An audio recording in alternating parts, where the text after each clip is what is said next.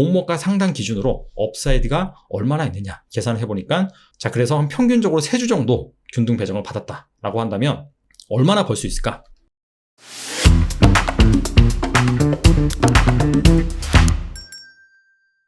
드디어 올 것이 왔습니다. LG에너지솔루션이 증권신고서를 제출을 하고 본격적으로 청약 절차에 돌입을 합니다. 자, 공모 규모만 공모가 상단 기준으로 12조 7,500억입니다. 그 전까지 최대 공모 규모를 기록했던 종목은 삼성생명입니다. 근데 그 기업 역시 5조 원이 채 안 됐어요. 앞으로 최소한 5년, 10년까지는 이보다 공모 규모가 큰 종목은 등장하지 않을 거라고 생각을 합니다. 그리고 공모가 상단 기준으로 기업 가치가 70조 원이 조금 넘어요. 이렇게 상장을 한다면 SK하이닉스에 이어서 시가총액 3위에 바로 등극을 하게 됩니다. 수요 예측일은 1월 11일부터 12일까지 진행이 되고요. 청약일은 18일부터 19일, 상장일은 1월 27일입니다. 자, 지금부터 한 달 하고 한 보름 정도 남았습니다. 자, 그럼에도 불구하고 그만큼 초대여 공모주기 때문에 벌써부터 시장의 관심은 뜨거운데요. 사실 LG에너지솔루션 같은 경우에는 작년 말이나 올해 초에 상장을 했으면 상당히 높은 기업 가치를 받았을 것입니다. 자, 그런데 갑작스럽게 완성차 업체들의 배터리 내재화 이슈, 그 다음에 리콜 발생으로 인해서 주력 협력사인 GM과 리콜 위험 분담 이슈, 이런 것들 때문에 상장이 좀 지연이 됐죠. 우여곡절 끝에 드디어 상장을 진행을 하는데, 자, 과연 LG에너지솔루션 이러한 리스크를 딛고 IPO 흥행에 성공할 수 있을 건지, LG에너지솔루션에 청약을 한다면 과연 얼마를 벌 수 있을지, 이 부분에 대해서 알아보는 시간을 갖겠습니다. 일단 LG에너지솔루션은 굳이 설명을 드리지 않아도 어떤 사업을 하는지는 다 알고 계실 거라고 생각을 합니다. 성장성이 어떤지, 경쟁력이 어떤지, 그런 부분 같은 경우에도 이미 정보가 너무나 많기 때문에, 자, 오늘 같은 경우에는요, 과연 LG에너지솔루션이 공모가 대비 업사이드가 얼마인지, 그리고 완성차 업체들의 배터리 내재화 리스크, 이 부분은 과연 어떤 영향을 미칠 것인지, 그 부분에 대해서 중점적으로 다뤄보겠습니다. 자, 바로 LG에너지솔루션의 공모가 산정 내역으로 들어가겠습니다. 비교 대상 기업을 중국의 CATL, 삼성 SDI 두 기업으로 한정을 했습니다. 그리고 공모가를 구하는 방식은 EV/EBITDA 방식을 사용을 했어요. PR과 비슷합니다. 차이가 있다면 PR 같은 경우에는 분자의 시가총액, 분모의 순이익, 이걸 넣죠. 근데 EV/EBITDA 같은 경우에는 EB는 시가총액 더하기 총차익금, 그리고 EBITDA 같은 경우에는 감가상각비, 세금, 이자 이런 것들을 내기 전에 이거라고 보시면 됩니다. 쉽게 말씀드리면 영업현금 흐름이다. 자, 그렇게도 볼 수가 있습니다. 자, 아무튼 간에 CATL과 삼성 SDI 두 기업을 유사 기업으로 선정을 했습니다. 그래서 두 기업의 EV/EBITDA 평균을 내보니까 51배가 나왔어요. 아니 근데 왜 이렇게 이 두 기업만 유사 기업으로 선정을 했느냐?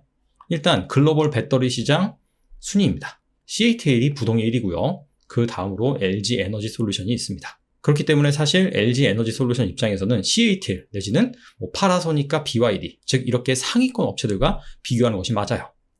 자, 그런데 파나소닉과 BYD, SK이노베이션을 제외하고 삼성 SDI와 CATL 두 기업만 선정한 이유는 사실 나머지 기업 같은 경우는요, 다양한 사업을 합니다. SK이노베이션만 하더라도 아시다시피 정유화학 이쪽 사업 비중이 크죠. 파나소닉과 BYD도 배터리 부문 외에도 전기차라든지 다양한 사업을 하고 있습니다. 자, 그래서 비교 대상군으로 적합한 기업은 CATL과 삼성 SDI 두 개 정도다. 자, 이렇게 보시면 될 것 같아요. 이를 바탕으로 기업 가치를 산출을 해보면 112조 원 정도가 나와요. 그리고 주당 평가액은 47만 9천 원입니다. 근데 여기에다가 할인율을 46%에서 37% 정도, 좀 상당히 좀 높이 적용을 해줬습니다. 그래서 공모가 희망 밴드가 25만 7천 원에서 30만 원으로 나왔어요. 자, 그렇다면 LG에너지솔루션의 공모가 대비 업사이드가 얼마인지 그 부분에 대해서 알아보도록 하겠습니다. 일단 지금까지 LG에너지솔루션의 적정 가치에 대해서 리포트를 낸 증권사는 없습니다. 물론 기사를 뒤져보면 한 100조 원 정도 나올 것이다, 그런 얘기는 좀 있어요. 하지만 정확하게 어떤 논리로 그렇게 나왔는지 다룬 리포트는 없어요. 그럼에도 불구하고 증권사들의 리포트를 잘 찾아보면 LG에너지솔루션에 대한 기업가치 내용이 상세하게 나와 있습니다. 자, 어떻게 나와 있느냐? LG에너지솔루션의 모회사가 LG화학이죠. LG화학의 목표가를 산출하기 위해서는 LG에너지솔루션의 가치를 먼저 구해야 돼요. 자, 그래서 LG화학을 다룬 리포트를 살펴보면 LG에너지솔루션의 가치가 나옵니다. 증권사마다 LG에너지솔루션의 가치를 어떻게 측정했는지 제가 그 내역을 여기 표로 정리를 해놨습니다. 이것 말고도 다양한 증권사들이 있어요. 자, 그럼에도 불구하고 뭔가 좀 논리가 명확하지 않다거나, 자, 정확하게 어떤 방법으로 가치를 산출했는지 그 부분이 불분명하다. 그 리포트는 제외를 했습니다. 그래서 하나투자증권부터 삼성증권까지 이렇게 나와 있는데, 일단 판단 지표를 보시면 자, EV 에비타 방식, 이거를 가장 많이 사용을 했어요. 그리고 뭐 하나투자증권이나 하나금융투자 같은 경우에는 판단 지표로 캐파를 사용을 했는데, 캐파가 뭐냐면은 캐펙서티, 즉 생산 능력입니다. 생산 능력을 기준으로 가치를 구했다라고 보시면 되고, 자, 여기에서 왜 하필 EV 에비타로 이렇게 많이 계산을 하느냐? 시설 투자를 많이 하는 성장주 같은 경우에는 보통 EV 에비타로 많이 평가를 해요. 에비타가 감가상각비가 나가기 전 이익이거든요. 시설 투자를 많이 하는 기업은 회계상의 지출, 감가상각비가 많이 나갑니다. 그렇기 때문에 순이익이 왜곡이 됩니다. 그래서 이렇게 EV 에비타를 많이 사용을 한다. 상식적으로 알아놓으시고요. 자, 이 중에서 가장 보수적으로 산출한 증권사가 SK증권입니다. LG에너지솔루션의 가치를 90조 원 정도로 책정을 했고요. 가장 공격적으로 산출한 증권사는 삼성증권 141조 원으로 평가를 했습니다. 자, 그래서 판단 근거를 보니까 SK증권 같은 경우에는 글로벌 피어그룹 평균을 적용을 했습니다. 그리고 LG에너지솔루션이 국내 기업이기 때문에 가중치를 2배를 적용을 했어요. 우리나라 기업들이 글로벌 기업에 비해서 좀 PR 배수라든지 EV 에비타 배수가 낮게 거래가 되는 그런 경향이 있습니다. 자, 그래서 국내 기업에 좀 더 가중치를 두다 보니까 가장 보수적으로 나왔고요. 삼성증권 같은 경우에는 글로벌 1위 기업 CATL 여기에다가 할인율 20%를 적용을 했습니다. 자, 그래서 141조 원으로 나왔다. 자, 공모가를 산출할 때도 여러 가지 그런 피어 그룹을 선정한 다음에 가장 높은 값과 가장 낮은 값, 즉 극단값을 제외를 하죠. 자, 그 다음에 평균을 냅니다. 자, 똑같은 방식을 사용을 했어요. 그래서 SK증권과 삼성증권, 가장 가치를 낮게 평가한 증권사와 가장 가치를 높게 평가한 증권사를 제외를 하고, 자, 기업가치 평균을 내보니까 결과적으로 LG에너지솔루션의 기업가치 평균값은 108조 7천억 원이 나왔습니다. 자, 그래서 공모가 상단 기준으로 업사이드가 얼마나 있느냐 계산을 해보니까 54.8%가 나왔어요. 이 가격 그대로 주가가 가진 않겠죠. 그래서 여기에서 분위기에 따라서 플러스 마이너스 한 20% 정도 적용을 해주는 게 합리적이라고 생각을 합니다. 그리고 LG에너지솔루션을 청약을 함에 앞서서 잘 점검해봐야 되는 리스크가 있습니다. 바로 완성차 업체들의 배터리 내재화 이슈입니다. 테슬라 같은 경우에는 작년부터 꾸준히 내재화를 한다. 자, 이렇게 밝힌 바가 있어요. 본격적인 신호탄을 터뜨린 게 바로 폭스바겐이죠. 폭스바겐이 파워데이에서 올해 3월 16일 날 배터리를 내재화하겠다, 자체 생산하겠다 라고 하면서 41조 원을 투자한다고 밝혔습니다. 벤츠 같은 경우에도 7월 23일 날 54조 원을 투자해서 배터리를 내재화한다 라고 밝혔고요. 최근에는 도요타가 16조 원을 투자해서 자체 생산을 하겠다 라고 밝힌 상황입니다. 그래서 이렇게 가다 보면 완성차 업체들이 다들 배터리를 내재화하는 것이 아니냐. 자, 그렇게 된다면 배터리 업체들은 설 자리를 잃어버리겠죠. 이것 말고도 기사를 찾아보면 여기저기에서 배터리를 자체 개발한다 얘기가 나와 있습니다. 하지만 이거는 사실 약간 좀 부풀려질 가능성이 있어요. 왜냐하면은 기본적으로 배터리를 내재화하려면은 수십조를 투자를 해야 돼요. 그래서 투자 규모가 1조 미만인 내재화 계획 같은 경우에는 제외를 했어요.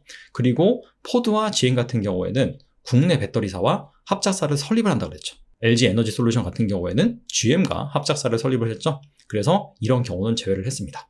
그래서 최종적으로 도요타부터 테슬라까지 한 4개 기업이 배터리 내재화 길을 가고 있다라고 보시면 됩니다. 그렇다면 나머지 기업들은 과연 내재화를 할 수 있을 것이냐? 결론적으로 제 생각을 말씀드리면 쉽지 않다. 이렇게 정리할 수가 있어요. 왜 그러느냐? 주요 완성차 메이커의 재무 지표입니다. 자, 도요타부터 르노까지 현대기아차를 제외하고 한 상위 10개 기업의 주요 재무 지표인데요.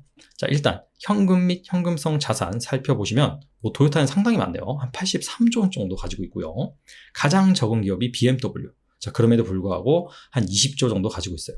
근데 이 금액을 다 사용할 수 있는 가용 자금이냐? 전혀 아닙니다. 왜냐하면은 유동 비율을 보시면요. 보시다시피 높은 기업이 한 포드 200%가 조금 안 되고요. 낮은 기업 같은 경우에는 한 100% 초반입니다. 자, 이 얘기는 뭐냐면은 유동 비율이 유동 자산 나누기 유동 부채죠. 유동 부채는 1년 안에 갚아야 되는 돈. 유동자산은 1년 안에 현금화할 수 있는 돈입니다. 즉 유동비율이 100%다. 이 얘기는 뭐냐면은 유동자산과 유동부채가 거의 일치한다는 거예요. 즉 이 현금 및 현금성 자산을 다 가용할 수가 없고 대부분 다 남의 돈이다. 갚아야 되는 돈이다. 라고 볼 수가 있습니다. 자, 그리고 이 업체들이 연간 현금이 얼마나 유입이 되는지 그 부분을 살펴보면요. 도요타 같은 경우에는 상당히 많은 현금이 유입이 되고 있습니다. 연간 35조. 폭스바겐도 거의 50조 가까이 유입이 되고 있고요. 나머지 기업들도 차이는 있지만은 한 10조 원 내외의 그런 현금이 유입되고 있습니다. 자, 근데 FCF라고 해서 잉여 현금 흐름입니다. 벌어들인 돈을 가지고 인건비 주고 투자하고 이것저것 다 쓴 다음에 실제 남는 돈, 주주한테 기속된 돈이라고 볼 수 있거든요. 자, 이런 것들을 보시면은 가장 큰 업체가 폭스바겐 정도. 나머지 업체들은 상당히 낮죠. 즉, 이 기업들이 현금 여유가 그렇게 크지가 않다는 겁니다. 자, 그런데 LG화학의 캐펙스, 시설 투자 비용이거든요. 이 규모를 보시면은 최근 들어서는 5조 원을 훌쩍 넘습니다. 이 비용의 대부분이 바로 이 배터리 시설 투자, 기술 개발에 들어간다라고 보시면 돼요. 그리고 완성차 업체들이 지금 배터리뿐만 아니라 전기차도 생산을 해야 되고요. 자율주행, OTA, 반도체 이런 것까지도 다 지금 생산을 해야 되는 상황에 놓여 있습니다. 자, 그렇기 때문에 선택과 집중을 해야 되는 상황이죠. 도요타나 폭스바겐처럼 정말 거대 그룹 같은 경우에는 이것저것 다 내재화를 할 수가 있겠죠. 자, 근데 그렇지 않고 좀 어중간한 그런 기업들 같은 경우에는 반도체도 개발해야 되고요. 배터리도 개발해야 되고, 그다음에 자율주행 시스템도 개발해야 되고, 돈 쓸 데가 너무 많습니다. 자, 이런 상황에서 만약에 배터리 내재화를 섣불리 진행을 하다 보면 실제로 돈만 엄청나게 많이 쓰고 막상 만들어 보니까 LG화학에서 만든 배터리보다 성능이 안 좋습니다. 자, 그렇다면은 완전히 그냥 돈을 버린 것이거든요. 이런 기회비용이 너무 크기 때문에 제 생각에는 여기 나와 있는 그런 업체들 제외하고는 배터리 내재화를 실제로 달성하기에는 쉽지 않다. 자, 이렇게 볼 수가 있어요. 그래서 이 청약을 진행하는 지금 이 순간에는 완성차 업체들의 배터리 내재화 리스크, 제 생각에는 크지 않다. 자, 이렇게 결론을 내려올 수 있을 것 같아요.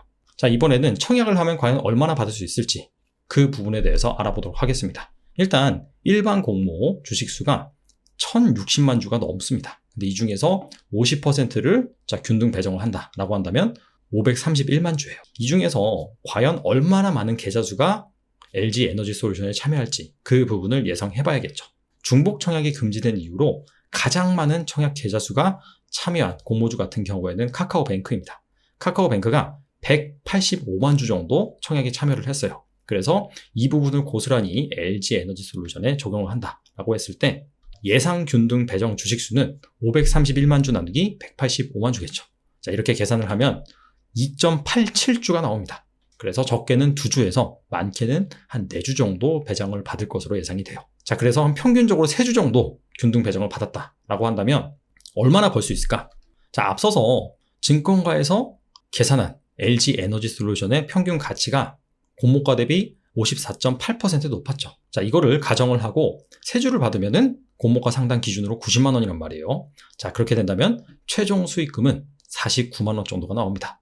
근데 앞서서 이 54.8%에서 플러스 마이너스 한 20% 정도 변동이 발생할 수 있다라고 말씀을 드렸었죠. 그래서 적게는 한 30만 원에서 한 67만 원 정도. 자, 그 정도를 균등 배정으로 받았을 때 예상할 수 있는 수익금이다. 자, 이렇게 결론을 낼 수가 있어요.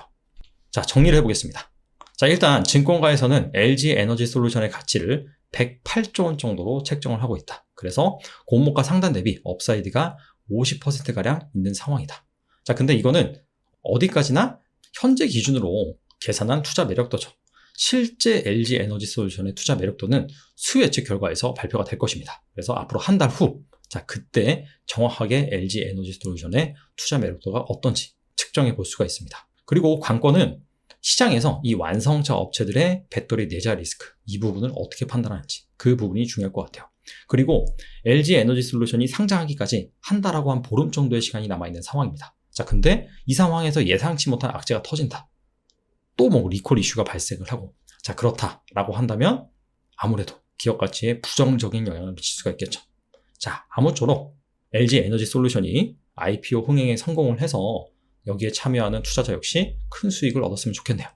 여기까지 하겠습니다. 감사합니다.